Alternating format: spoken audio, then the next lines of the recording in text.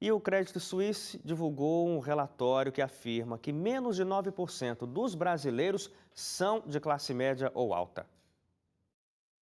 Apenas 8,1% dos brasileiros seriam da classe média em um padrão mundial, o que equivale a cerca de 16 milhões de pessoas. E 0,6% estariam acima desse patamar, ou pouco mais de 1 milhão de pessoas.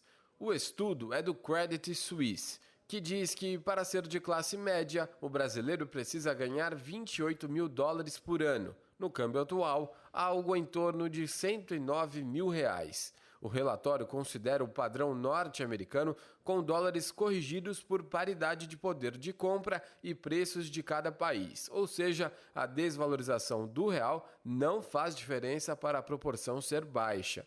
Nos Estados Unidos, por exemplo, para ser de classe média, é preciso ganhar mais de 50 mil dólares.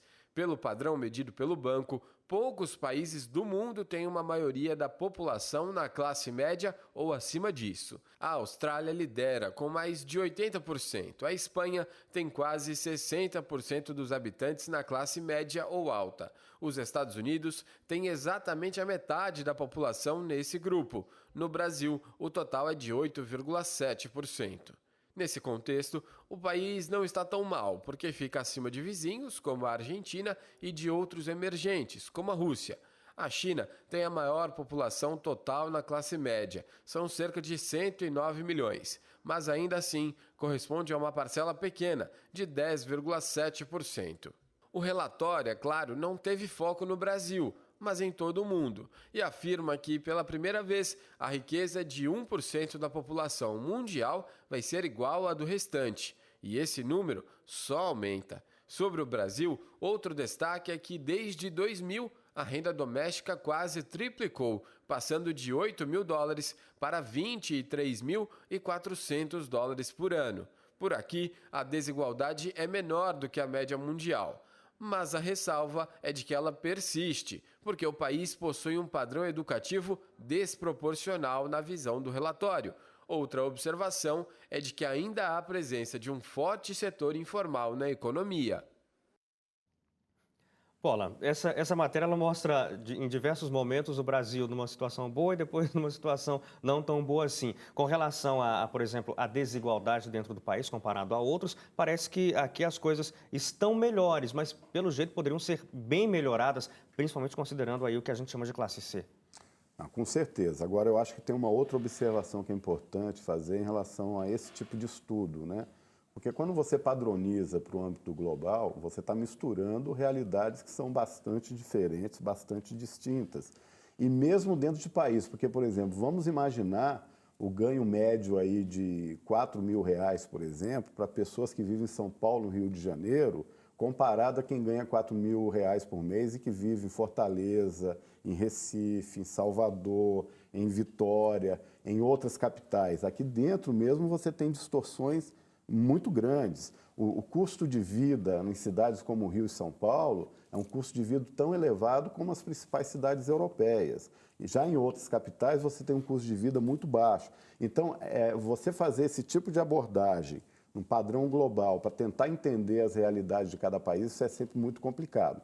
Agora, efetivamente, é isso mesmo. Se você usar os parâmetros internacionais para medir classe média, o índice de classe média no Brasil hoje, que internamente, se você pegar os dados do IBGE, vai estar aí superior a 50% da população brasileira, cai para esse índice mesmo, porque o padrão global é um padrão com um patamar muito mais elevado do que o nosso. Agora, falando sobre esse padrão internacional e essa comparação, o Paulo tocou no assunto, será que é injusto, Suad, tentar comparar, por exemplo, Brasil com Estados Unidos, Brasil com Austrália, nessa questão de renda populacional? Tem que ser mais profundo, justamente porque o Brasil fica em 15º lugar com o salário mínimo que nós temos aqui, logo depois vem o Chile. Mas aqui você tem saúde gratuita, escola gratuita e vários outros tipos de serviços fornecidos, apesar de não ser de primeira qualidade, fornecidos pelo governo. Atrás da gente está o Chile com um salário mínimo muito parecido, mas lá você não tem saúde, você não tem escola gratuita. Você tem o país da lista que paga o maior salário mínimo, é a Austrália, quase 6 mil reais. Existem países que fornecem toda essa infraestrutura, saúde, educação, segurança, existem outros que não. Então, depende muito do valor do salário mínimo e dos serviços fornecidos também pelo governo. De repente, o salário mínimo é altíssimo e o governo também fornece para vocês serviços de alta qualidade. Aí sim vale a pena. Agora, quando você está num país onde você tem um salário mínimo baixíssimo e o governo não te fornece nenhum tipo de serviço, aí sim, realmente, você não tem como comparar com outros países. Eu acho que tinha que ter outros parâmetros para poder analisar isso, não somente o valor do salário mínimo. Sim, agora o salário tido como base para essa pesquisa. Mas no tocante especificamente à classe média brasileira, de acordo com esse padrão, isso porque a própria forma como o governo enxerga o que é classe média, o que é classe baixa, o que é classe alta, isso também é de acordo com o que o próprio governo do país espera para passar para a sua população, não é? Quer dizer, existe o padrão global, mas, por exemplo, no Brasil, o governo gostaria de passar uma imagem diferente para a população. Isso afeta a forma como o método brasileiro